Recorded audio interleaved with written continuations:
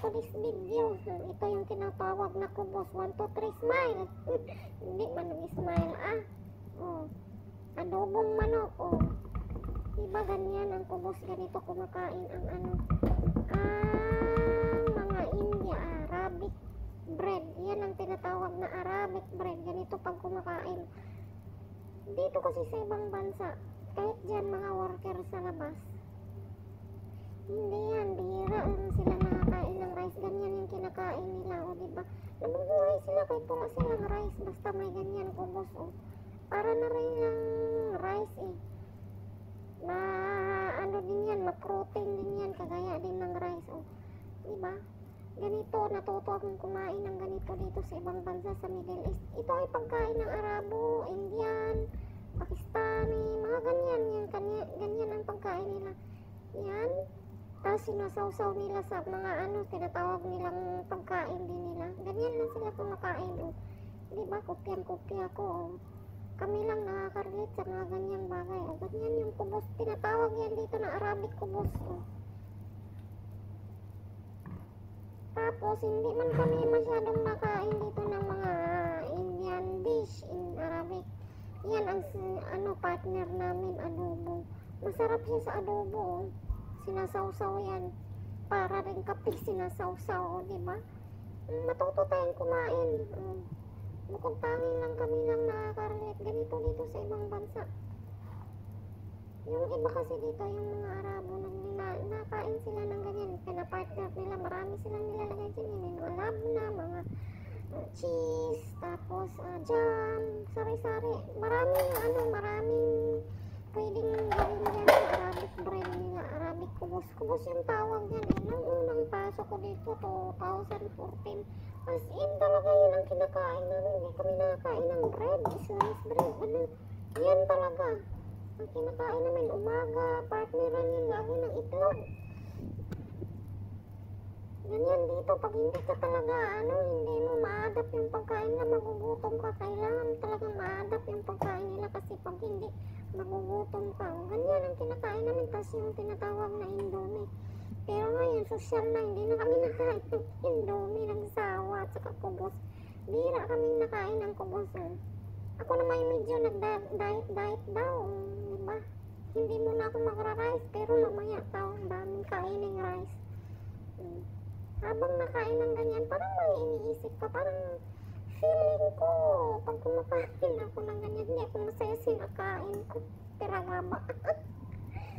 Parang hindi ka, parang ganyan lang, itsura, ganyan lang talaga pag kumakain ng ganyan, kubos. Ganyan yung mga ibang lang, imagine nyo na lang ganyan, parang yung kinakain mo, parang kumakain ka na nga, hindi pa masaya yung pagkain mo. Ganyan lang yan, parang yung itsura, tapos parang may iniisip ka habang nangunguya.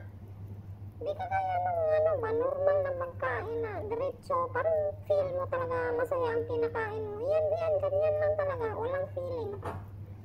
Parang feeling mo hindi ka masaya sa kinakain, parang hindi ka masaya sa buhay mo.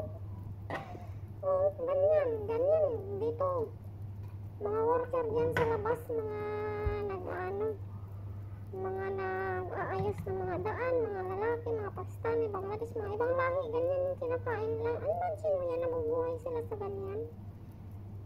Tayong mga Pilipino, hindi tayo mabubuhay ng ganyan, magtatrabaho na ganyan lang. Bread, isang bread, dalawang bread, okay lang yan sa kaya ang papayat nila bihira sa mga ibang lahi na mataba. Kasi bihira din silang nakain ng rice. Dapat sa Pilipinas, sa sobrang mahal ng rice, dapat tayo, matuto tayo hindi nakain ng rice. Pero hindi pwede, rice is life talaga. Ganyan, imagine yan, ganyan kumakain ng kubos. Arabic bread. Parang feeling mo, wala talagang kasiyahan yung kinakain mo. Tapos ang tagal pa yan, ngayain kasi medyo matigas-tigas ang bot. Hindi ko maintindihan ang kinakain ko. Pero yung ibang lahi, mga ibang kagaya ng mga Arab country, Arabo, masaya sila sa kinakain nila kasi sanay na sila. Ang kagaya natin na hindi sanay, parang feeling ko wala talagang kasiyahan yung kinakain. Ganyan lang yan. Hindi ko na rin nilipat sa plato para wala na akong isang diretso kaldero, nakalaha, kawali na yung inano ko. Dinidip-dipan ko, oh. Sinasawsaw na yan. Ganyan talaga, oh. Imagine yung parang talagang hindi ka masaya sa kinakain mo, oh. Isang plastic, mura lang kasi yan. Yung isang plastic na yan, ang Arabic ko, boss. Isang real yan, kumbaga 10 piso lang yan sa atin. Ilan ang laman? 6. Oh. Di ba nakakatipid yung mga ibang lahi dito, nakakatipid sila sa pagkain kasi nakain talaga sila ng ano, yung tama lang, walang rice. Kain man sila ng rice, pero isang beses, pero kunti lang. Ayan ay tanghalian ko. Tinatry ko hindi mag-rice. Kung kakayanin ko ba. Kasi yung kasama ko hindi niya kaya eh. Kain talaga siya ng rice. Umaga, tanghali, gabi. Yung mga bahaw, tinatabi niya yan kasi iniinit lang naman yan. Hindi naman kasi nasisira ang mga rice dito. Iniinit lang yan. Microwave, okay na. Para na rin kumakain ka ng lutong bago. Paano kaya kung nasa Pilipinas tayo, no? Ganyan yung kinakain. Mabuhay pa kaya ang mga tao dyan. Pero dito, buhay na buhay eh. Tapos masaya pa sila. Ako nga kumakain ng ganyan, oh. Feeling ko talaga sa kinakain ko, hindi ba ako masaya? Pero gaba, walang kasiyahan yung pagkain ng ganyan, oh. Kasi nasanay tayo sa mga pagkain, may sabaw, masarap, medyo masarap-sarap, ganyan lang, oh. Pero yung kung gusto yan, ma-protein din yan eh, kagaya sa rice. Makakain ka ng dalawa, equivalent na rin yan sa rice. Ganyan yun, oh. Ganyan itsura ko. Tingnan yun ng itsura ko. Kumakain ng ganyan, oh. Parang ang lungkot din. Ganyan talaga dito. Kaya OFW lang nakaka-relate sa mga ganyan. Kung hindi ka nag-abroad, hindi mo maranasan yan. Mga ganyang bagay. Yung mga kinakain, mga paligid, kapaligiran. Diba? Tagal mo yain, no?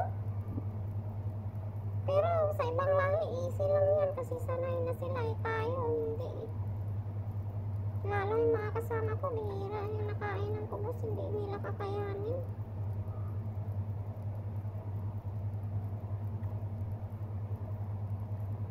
Okay lang yan pag kinakain sa umaga.